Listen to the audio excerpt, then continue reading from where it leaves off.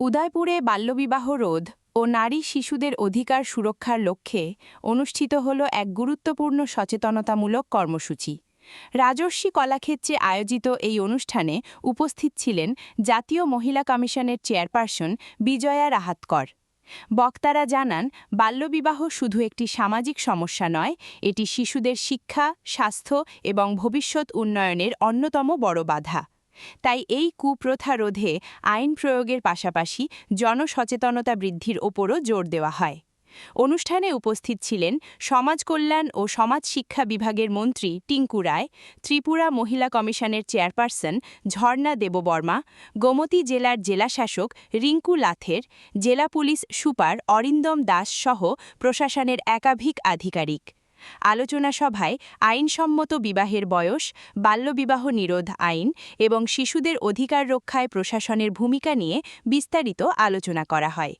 বক্তারা সকলকে বাল্যবিবাহ মুক্ত, সচেতন ও নিরাপদ সমাজ গঠনে একসঙ্গে কাজ করার আহ্বান জানান। सामने ऐसी प्रॉब्लम खड़ी हो जाती है जिनका सॉल्यूशन केवल कानून, केवल लॉ नहीं होता है, बल्कि जिसका सॉल्यूशन कलेक्टिव एफर्ट्स हो जाता है।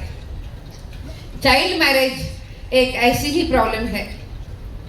यह केवल एक ऐसी सोच है जो हमारे देश के बेटियों के सपनों से पहले उसकी जिम्मेदारियां तय कर देती है। बेटियां तो अभी अभी सपना देखना शुरू करती है कि मुझे पढ़ना है, आगे जाना है, बहुत कुछ पढ़ना है। अब अगरतला में जाके मैं पढ़ूंगी, उसके बाद मैं दिल्ली जाके पढ़ूंगी, बेटियां सपना देखती है। पर अगर बीच में कम उम्र में शादी आ जाती है तो उन बेटियों को अपने सपनों के साथ सौदा करना पड़ता है, सपनों को छोड़ देना पड़ता है। तो एजुकेशन में हम जो स्ट्रीम कहते हैं, यानी कि science, technology, engineering and mathematics, इन सभी क्षेत्रों में विश्व में सबसे ज्यादा पढ़ने वाली लड़कियों की संख्या कहाँ है? तो वो हमारे अपने भारत में है। भारत की बेटियां इन सभी क्षेत्र में बहुत अच्छे तरीके से पढ़ रही है। विश्व में सबसे ज्यादा नंबर हमारा है। इस तरीके से हम बहुत शानदार तरीके से आगे बढ़ रहे हैं। टिंकू भाई ने अभी कहा कि जब हमारा आजादी का 100 साल पूरा हो जाएगा, यानी कि 2047 में हम जाएंगे, तब इस देश का नेतृत्व करने वाला कौन रहेगा? हम नहीं रहेंगे, मंच वाले कोई लोग नहीं रहेंगे, वो तो आप रहेंगे। अपने भारत को अच्छी दिशा देने वाले आप रहेंगे। और इसीलिए हमारी देश के बेटियों के साथ बात करना, उनको समझाना, उनको अच्छे तरीके से सिखाना और उनके लिए आगे बढ़ने के लिए हर एक अवसर देश के बेटी को मिलना बहुत जरूरी है। और आज हम देख रहे हैं कि गत 10-12 साल से हमारे देश में ये प्रयास बहुत अच्छे तरीके से हो रहा है। और जब हमारी फूल जैसी पर उसी के साथ साथ बहुत मजबूत बेटियों को हम मिलते हैं, तो आप समझते हैं कि हर माँ को बहुत खुशी होती है। आज वही खुशी आपको मिलते हुए मेरे मन में है। आज हमने यहाँ पे कार्यक्रम रखा है, बाल विवाह न हो, इसके लिए अवेयरनेस प्रोग्राम यहाँ पे रखा है। हम सबको जानते हैं कि हमारे देश में बेटियों के लिए अब बहुत अच्छे अवसर है। बेटी बचाओ बेटी पढ़ाओ अभियान के माध्यम से आज देश के बेटी को हर क्षेत्र में आगे बढ़ने के अवसर मिल रहे हैं। और आज हम ये भी देखते हैं कि हमारी देश की बेटियां, हमारी त्रिपुरा की बेटियां, चाहे आपने उल्लेख किया वैसे खेल हो, प्रशासन हो, उसी के साथ साथ शिक्षा हो, हर क्षेत्र में बहुत शानदार काम कर रही है, अच्छे तरीके से आगे बढ़ रही है। आजकल तो हम देखने लगे हैं, एग्जामिनेशन 10th की हो, 12th की हो या यूपीएससी की हो, हर जगह पर डंगा बच रहा है बेटियों का। पहला नंबर आ रहा है बेटियों का, ये भी बढ़ रही है। आज हमारे देश में बेटियों के लिए बहुत शानदार अवसर भी है।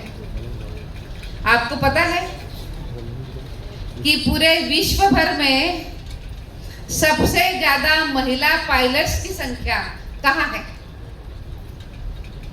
किसी को ये लग सकता है कि जो डेवलप्ड कंट्रीज है, यानी कि अमेरिका है, इंग्लैंड है, फ्रांस है, वहां पे सबसे ज्यादा महिला पायलट हो सकती है।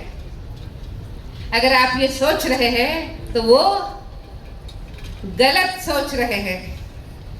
आज विश्व में सबसे ज्यादा महिला पायलट्स की संख्या हमारे अपने भारत में है। भारत की बेटियां शानदार पायलट्स के रूप में काम कर रही है।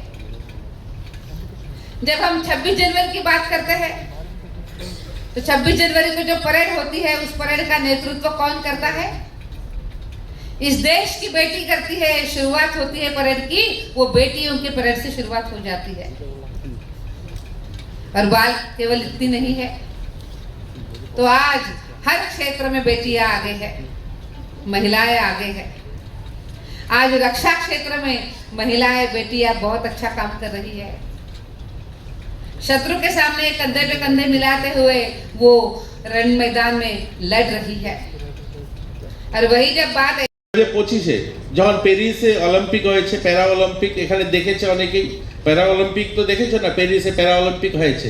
সেখানে কাশ্মীরের একটা মেয়ে শীতল দেবী, যার দুটো হাত নেই, দুটো হাতবিহীন মেয়েটার জন্ম হয়েছে। তার যখন 6 বছর বয়স, তার মাকে সে বলছিল যে মা, আমাকে কতদিন তুমি খাইয়ে দেবে, কতদিন আমাকে জামা পরিয়ে দেবে, আমাকে এমন একটা কিছু করতে দাও যে গোটা বিশ্ব আমার দিকে তাকায়। তো তার মা তাকে একটা খোলা আকাশের নিচে মাঠে নিয়ে যায়, আর একটা চেয়ারে বসিয়ে দিয়ে একটা ধনুষ ধরিয়ে বলে, এই ধনুষটা তোমাকে চালাতে হবে। বললো, মা, আমার তো হাত নেই, আমি ধনুষ কি করে চালাবো? বলে, পা দিয়ে তুমি ধনুষ চালানো শিখবে। আর সে সেই 10 বছর প্র্যাকটিস করে সেই ধনুষ চালানো পা দিয়ে, এবং তার 16 বছর বয়সে সে প্যারিসে অলিম্পিকে যখন যোগদান করে, প্রথম দিন ভারতের জন্য সে সিলভার মেডেল জিতে এবং পরের দিন সে গোল্ড মেডেল জিতে আনে। অর্থাৎ আমাদের সুস্থ সবল দেহে যারা, যে মানুষটা যে কাজ করতে পারে না, একটা দিব্যাঙ্গ, দুটো হাত নেই মেয়েটা, ভারতের জন্য অলিম্পিক থেকে দুটো মেডেল জিতে আসে। তো আমরা মেয়েরা চাইলে কি করতে পারি না? আমাদের মেয়েদের আজকে শুধু এটা কেন, অসংখ্য অগণিত আমি উদাহরণ দিতে পারি যে কাজগুলো আমরা ছেলেরা করতে পারি না, হয়তো মেয়েরা সেই কাজগুলো করে দেখিয়েছে। অর্ণিমা সফলতা কিন্তু কম নয়। আমাদের রাজ্যের মহিলাদের সফলতা আমরা পুরুষদের সঙ্গে যদি তুলনা করি, তার থেকে কয়েক গুণ বেশি। আমি এখানে যারা ছাত্রীরা আছে তাদেরকে যদি জিজ্ঞাসা করি যে আমাদের রাজ্যে সর্বোচ্চ সম্মান ভারতের কে পেয়েছে, তাহলে দেখবেন দীপা কর্মকার খেলরত্ন অ্যাওয়ার্ড পেয়েছে। অর্থাৎ আজও আমাদের রাজ্যে একজন মেয়ে, যে সর্বোচ্চ সম্মান ভারতের খেলার জগতে সবচেয়ে বড় সম্মান যেটা হয় খেলরত্ন সম্মান, সেটা আমাদের মেয়ে পেয়েছে আমাদের রাজ্যে। তো এটা আমাদের গর্বিত করে। পদ্মশ্রী যদি আমি বলি, শুধু দীপা কর্মকার নয়, কল্পনা দেবনাথ পেয়েছে। এছাড়া অসংখ্য অগণিত মেয়েরা যারা রয়েছে, তারা সুনামের সঙ্গে আমাদের রাজ্যের নাম উজ্জ্বল করছে। আমি ক্রীড়া জগৎটা এর জন্য বলছি যে ক্রীড়া জগতেও, যেহেতু আমি ক্রীড়ামন্ত্রী, তাই এই তথ্যটা আমি তোমাদের সামনে তুলে ধরতে চাই। আজকের দিনে আমরা অনেকগুলো স্কিম চালু করেছি, ট্যালেন্ট সার্চ স্কিম চালু করেছি মেয়েদের জন্য, যেখানে আমরা প্রতি বছর 30 থেকে 40 জন মেয়েকে, যারা gold medal, silver, bronze medal জিতে, তাদেরকে আমরা উৎসাহিত করি, তাদেরকে ফাইন্যান্সিয়ালি সাপোর্ট করি। এই সংখ্যাটা 90% মেয়েরা সেই অর্থটা পায়। প্রত্যেক বছর যে 1 লক্ষ টাকা আমরা দিই গোল্ড মেডেলের জন্য, যেখানে ধরুন 25-30 জন গোল্ড মেডেলিস্ট সারা দেশ থেকে বিভিন্ন টুর্নামেন্টে তারা জয়ী হয়, তার মধ্যে আমরা যদি দেখি এই 20 জনের মধ্যে 18-19 জনেই থাকে মেয়েরা, খুব কম সংখ্যা থেকে ছেলেদের। তো এটা আমাদের জন্য বিশাল সফলতা। এটা আমাদের এখানে শুধু নয়, গোটা দেশের যদি আর চিত্রটা দেখি, আমরা মা বাবা যারা আছি, আমাদের যে এই চিন্তাধারা, সেটাও বদলাতে হবে। আমরা বলি যখন এই মেয়ে হয় পরিবারে, আচ্ছা মেয়েটা এটা করতে পারবে না, মেয়েটা ওই কাজটা করতে পারবে না। কিন্তু ভাবুন তো দেখি, আমাদের দেশের আজকের দিনে যিনি বিত্তমন্ত্রী, যিনি পুরো ব্যবসাটা সামলাচ্ছেন, পুরো দেশের বাণিজ্যিক বিষয়গুলো দেখছেন, যিনি পুরো আর্থিক বিষয়টা দেখছেন, তিনি একজন মহিলা, নির্মলা সীতারামন। আজ গোটা দেশের অর্থনীতি ব্যবস্থাটা দেখছেন। এত বড় দেশ, যে দেশের আমরা বাড়িতে আমরা মহিলাদেরকে, মেয়েদেরকে বলি না না টাকা পয়সাটা তুমি বুঝবে না, তোমার ভাই দেখবে বা বাবা দেখবে, কিন্তু দেখুন গোটা দেশের যে অর্থনীতি ব্যবস্থাটা একটা মহিলা দেখছে। আমাদের এই দেশেই যিনি বিদেশ মন্ত্রী ছিলেন, বিদেশে যে এত নাম হয়েছে আজ ভারতের, কে ছিলেন? আমাদের দেশের বিদেশ মন্ত্রী আমাদের সুষমা স্বরাজজি ছিলেন। আজকে আমাদের দেশের এত বড় দেশ, যে দেশের রাষ্ট্রপতি দ্রৌপদী মুর্মুর মতো মানুষ, যিনি একজন মহিলা গোটা দেশের নেতৃত্ব দিচ্ছেন, পুরো দেশটাকে সামলাচ্ছেন। আজকে কার্গিল যুদ্ধের উপর একটা মুভি হয়েছে, তোমরা দেখেছো হয়তো, আমি জানি এখানে যারা ছাত্রছাত্রী যারা মুভি দেখে, সেখানে কার্গিল গার্লস একটা মুভি হয়েছিল। কার্গিলের যুদ্ধের সময় যে সমস্ত সেনাবাহিনীরা বা পাকিস্তানের ওই পারে বিভিন্ন বিমান ধ্বংস হয়ে পড়তো বা সেখানে সেনারা আহত হয়ে পড়তেন বা নিহত হতেন, সেই সমস্ত সেনাদেরকে উদ্ধারের জন্য মহিলাকে দায়িত্ব দেওয়া হয়েছিল। সেই গুঞ্জন সেক্সেনা প্রায় 800-র উপরে সেনাদেরকে সেই পাকিস্তানের ওই দিক থেকে তুলে এনেছে, তার উপরে মুভি হয়েছে। তো